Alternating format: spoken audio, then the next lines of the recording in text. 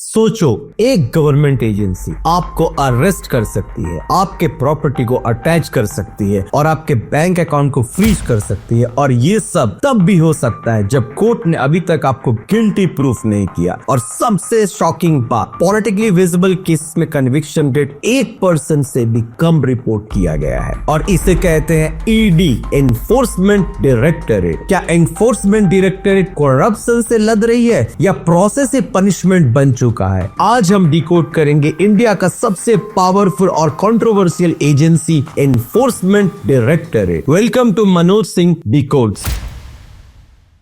Enforcement directorate एक छोटी सी unit से एक सुपर पावर का सफर। ईडी हमेशा से पावरफुल नहीं थी। 1956 में ये सिर्फ एक छोटी सी यूनिट थी। मिनिस्ट्री ऑफ फाइनेंस के अंदर में काम बिल्कुल से सिंपल था। फॉरेन एक्सचेंज वायलेशंस मॉनिटर करना। उस टाइम इंडिया की इकोनॉमी फ्रगाइल थी, डॉलर शॉर्टेज था, इसीलिए फोकस रेगुलेशन पर था, क्राइम इन्वेस्टिगेशन पर बिल्कुल नहीं। फिर आया एनफोर्समेंट लिबरलाइजेशन। 2002 में पार्लियामेंट ने पास किया prevention of money laundering act, PMLA। और 2005 में जब लॉ इंप्लीमेंट हुआ, ईडी का कैरेक्टर कंप्लीटली चेंज हो गया। अब ईडी इन्वेस्टिगेशन करती है money laundering, economic scam, terror funding, international financial crimes, fugitive economic offenders जैसे नीरव मोदी, विजय माल्या या एक्स बैंक के केसेस। ये सारे मैटर्स एनफोर्समेंट डायरेक्टरेट अभी इन्वेस्टिगेट करती है। जैसे केसेस थे, ईडी को नेशनल स्पॉटलाइट में ला दिया। ईडी बन गई इंडिया की फाइनेंशियल क्राइम सोर्स। लेकिन जितना पावर ईडी का बढ़ा, उतनी ही कंट्रोवर्सी धीरे धीरे बढ़ती गई। आखिर ईडी इतनी पावरफुल क्यों हुई, आइए समझते हैं। नॉर्मल पुलिस एजेंसी से ईडी का स्ट्रक्चर बिल्कुल अलग है। PMLA के अंडर ईडी कर सकती है प्रॉपर्टी अटैच बिना कन्विक्शन का, सर्च बिना ट्रेडिशनल FIR के, अरेस्ट सिर्फ रीजन टू बिलीव पर, स्टेटमेंट रिकॉर्ड जो कोर्ट में एविडेंस बन सकता है, और सबसे कंट्रोवर्शियल चीज, बर्डन ऑफ प्रूफ शिफ्ट हो जाता है अक्यूज्ड पर। नॉर्मल क्रिमिनल लॉ में स्टेट को गिल्ट प्रूव करना पड़ता है, लेकिन मनी लॉन्ड्रिंग केसेस में अक्यूज्ड को प्रूफ करना पड़ सकता है कि पैसा क्लीन है या पैसा ब्लैक है। ये क्रिमिनल जस्टिस का कोर प्रिंसिपल रिवर्स कर देता है। और फिर आता है बेल। PMLA में बेल तब मिलेगी जब कोर्ट को लगा आप गिल्टी नहीं हो और फ्यूचर क्राइम नहीं करोगे। तो जरा सोचो, ट्रायल स्टार्ट होने से पहले ही कोर्ट का बोलना बिल्कुल जायज है कि क्या अक्यूज्ड गिल्टी नहीं है। इसलिए एक्सपर्ट बोलते हैं PMLA में जेल रूल बन जाता है और बेल हो जाता है बिल्कुल से एक्सेप्शन। अब 2019 में अमेंडमेंट होता है जो कि पावर का ब्लास्ट हो जाता है। 2009 में ये और भी स्ट्रांग हो जाते हैं। अमेंडमेंट ने एक्सपेंड कर दिया प्रोसीड्स ऑफ क्राइम का डेफिनेशन, रेट्रोस्पेक्टिव स्कोप, मतलब पीछे से अटैचमेंट पावर्स, प्रॉपर्टी अटैच कर देते, ऑटोनॉमी और ज्यादा पावर। अब EDD एक्शन ले सकती थी इवन बिफोर चार्जशीट के पहले भी, मतलब फाइनेंशियल डिस्ट्रक्शन पहले, लीगल प्रूफ बाद में। सपोर्टर्स बोलते हैं ये जरूरी था ग्लोबल फाइनेंशियल क्राइम से फाइट करने के लिए, मगर क्रिटिक्स बोलते हैं पावर डेंजरसली कॉन्सेंट्रेट हो रहा है। ईडी नोटिस का इंपैक्ट भी बहुत बुरा, एक फियर फैक्टर हो जाता है। इंडिया में ईडी का नोटिस आना मतलब लाइफ सडनली फ्रीज हो सकती है, अकाउंट्स ब्लॉक हो जाते हैं, प्रॉपर्टीज आपके अटैच हो जाएंगे, ट्रेवल पे रेस्ट्रिक्शंस लग जाते हैं, लॉन्ग कस्टडी रिस्क भी बढ़ती है, बिल काफी डिफिकल्ट हो जाता है। क्रिटिक्स बोलते हैं प्रोसेस इटसेल्फ एक पनिशमेंट है। गवर्नमेंट बोलती है पावरफुल करप्शंस के लिए पावरफुल एजेंसीज बिल्कुल जरूरी है। दोनों आर्ग्यूमेंट एग्जिस्ट करते हैं, लेकिन कंट्रोवर्सी तब एक्सप्लोड हो जाती है जब डेटा सामने आता है। पॉलिटिकल डिबेट का फायर लग जाता है। लास्ट 10 इयर्स में लगभग 193 केसेस पॉलिटिशियंस के खिलाफ भी है, जिसमें 121 प्रोमिनेंट पॉलिटिशियंस के यहाँ इन्वेस्टिगेशन, लगभग 95% उसमें ऑपोजिशन थे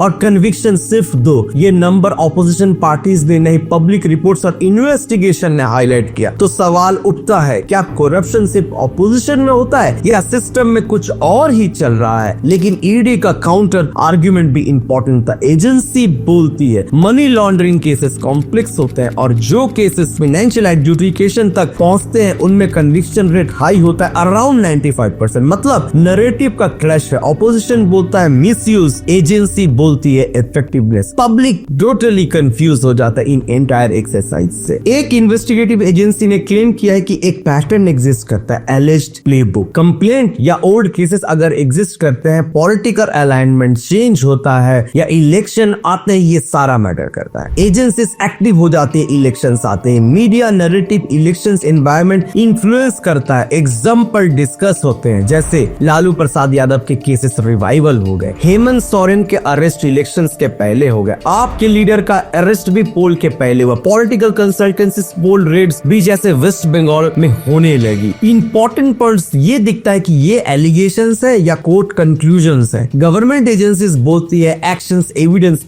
बेस्ड होता है, लेकिन डेमोक्रेसी में परसेप्शन भी रियलिटी क्रिएट करता है। इंडिया ने रेयर सीन्स भी देखे हैं इस कुछ दिनों के दौरान। एक सिटिंग चीफ मिनिस्टर अरेस्ट होता है, दूसरा चीफ मिनिस्टर जेल जाता है, सीनियर मिनिस्टर्स कस्टडी फेस करते हैं, जैसे हेमंत सोरेन, अरविंद केजरीवाल। पॉलिटिकल हिस्ट्री में ये स्केल अनयूजुअल था, इसीलिए डिबेट इंटेंस हो जाती थी हमेशा से। पॉलिटिकल एनालिस्ट एक टर्म यूज करते हैं, फर्स्ट पंच बिफोर इलेक्शन, मतलब कैंपेन स्टार्ट होने से पहले investigating agencies investigation headlines dominate कर लेती है। मल्टीपल स्टेट्स में टाइमिंग पे क्वेश्चंस होते हैं, जैसे दिल्ली, झारखंड, वेस्ट बंगाल, तेलंगाना। गवर्नमेंट का रिस्पॉन्स इन मैटर में बिल्कुल से ही सिंपल रहता है। इन्वेस्टिगेशन कैलेंडर इलेक्शन से डिसाइड नहीं होते। क्या ये सच है? पब्लिक परसेप्शंस बिल्कुल से डिवाइड हो जाती है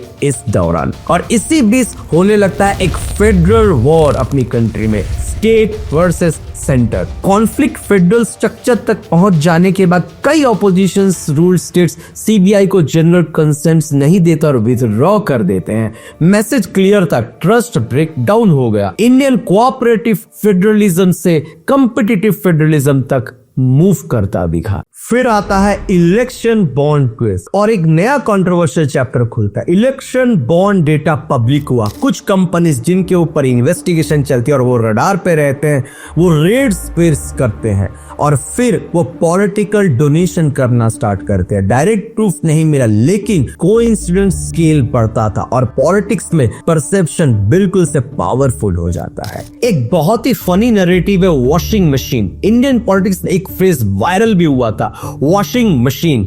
नैरेटिव साफ है, लीडर्स इन्वेस्टिगेशन फेस करता है, रूलिंग पार्टी फिर ज्वाइन करता है, इन्वेस्टिगेशन इंटेंसिटी बिल्कुल से कम हो जाती है। इसके बाद गवर्नमेंट ऑब्वियसली इसको रिजेक्ट भी कर दिए क्लेम के बाद, लेकिन पब्लिक डिस्कोर्स में ये सारे परसेप्शंस बिल्कुल से स्ट्रॉन्ग हो जाते हैं। सुप्रीम कोर्ट ने भी एक बहुत ही वाइटल रोल प्ले किया ईडी के पावर को शेप करने में। विजय मंडलाल चौधरी जजमेंट 2022 का कोर्ट ने मेजर प्रोविजंस अपलोड किए। कोर्ट ने बोला मनी लॉन्ड्रिंग सीरियस थ्रेट है, ईडी ऑफिसर्स पुलिस नहीं है, स्टेटमेंट एविडेंस बन सकता है। इस जजमेंट ने ईडी को स्ट्रॉन्ग लीगल लेजिटिमेसी दी। फिर पंकज बंसल जजमेंट 2023, कोर्ट ने क्लेरिफाई किया अरेस्ट ग्राउंड्स रिटन देना मैंडेटरी है। छोटा स्टेप लेकिन ड्यू प्रोसेस के लिए बहुत ही इंपॉर्टेंट है। ये सिर्फ लीगल इशू नहीं, ये एक फिलोसॉफिकल कॉन्फ्लिक्ट है। स्टेट को इकोनॉमी प्रोटेक्ट करनी है, लेकिन कॉन्स्टिट्यूशन लिबर्टी प्रोटेक्ट करता है। Article 20 of Indian constitution self incrimination protection, article 21 personal liberty. जब एक एजेंसी के पास हो investigation, arrest, property control, prosecution सब एक ही जगह, पावर कंसंट्रेशन का रिस्क फिर बढ़ जाता है। डेमोक्रेसी चेक और बैलेंसेस पर सरवाइव करती है, सिर्फ पावर्स पर नहीं। और यही आती है सबसे बड़ी matter, accountability problem. ED ministry of finance के अंडर ऑपरेट करती है। क्रिटिक्स बोलते हैं डेडिकेटेड पार्लियामेंट्री ओवरसाइट नहीं, ट्रांसपेरेंसी लिमिटेड है। एक्सपर्ट्स सजेस्ट करते हैं reforms, independent oversight, judicial timelines, transparency reports, stronger evidence threshold, parliamentary supervisions। Agency को वीक करने के लिए नहीं, क्रेडिबिलिटी स्ट्रॉन्ग करने के लिए है। और यहीं से स्टार्ट होता है अब बैलेंस समझना। बैलेंस समझना बहुत ही जरूरी है। इंडिया करप्शन फ्री कंट्री बिल्कुल से नहीं है। इंडिया में बहुत करप्शन है। जीरो टॉलरेंस पॉलिसी गवर्नमेंट का आर्ग्यूमेंट है। पावरफुल लोग अकाउंटेबिलिटी से भी नहीं बचेंगे, एजेंसीज इंडिपेंडेंट है, ये आर्ग्यूमेंट भी लॉजिकल है। इसीलिए डिबेट कॉम्प्लिकेटेड है। दोनों रियलिटीज एग्जिस्ट करती है। Genuine corruption cases, political perception के कंसर्न्स, ये सारे मैटर होते हैं। एनफोर्समेंट डायरेक्टरेट सिंपली एक पैराडॉक्स है अगर सोची जाए तो। एक साइड करप्शन के अगेंस्ट शिल्ड करता है और दूसरी तरफ स्टेट पावर का ये एक सिंबल भी है। इसे देखा जा रहा है। इंडिया को स्ट्रॉन्ग एजेंसी चाहिए, लेकिन अकाउंटेबिलिटी के बिना पावर फियर क्रिएट करता है नॉर्मल सिटीजंस के अंदर में, और फियर डेमोक्रेसी को कमजोर बनाने लगता है। ट्रू इंस्टीट्यूशनल स्ट्रेंथ अरेस्ट के नंबर से नहीं आती, फेयरनेस से आता है, ट्रांसपेरेंसी से आती है और ट्रस्ट से आती है। सवाल ये नहीं है ईडी फोर्सफुल होनी चाहिए या नहीं, सवाल ये है ईडी कैसी होनी चाहिए, क्योंकि इकोनॉमी को प्रोटेक्ट करते हुए कॉन्स्टिट्यूशन को प्रोटेक्ट करना उससे भी ज्यादा इंपॉर्टेंट है और अब जरूरी भी है। आप क्या सोचते हो इस एंटायर मैटर में? एंटी करप्शन ड्राइव क्या यहाँ चल रहा है या स्ट्रॉन्ग पॉलिटिकल स्ट्रेटेजी एक चल रही है? कमेंट में जरूर लिखो। लाइक करो, शेयर करो, सब्सक्राइब करो। आप देख रहे हो मनोज सिंह डिकोड्स, क्योंकि पावर को समझना डेमोक्रेसी को बचाने से पहला स्टेप है।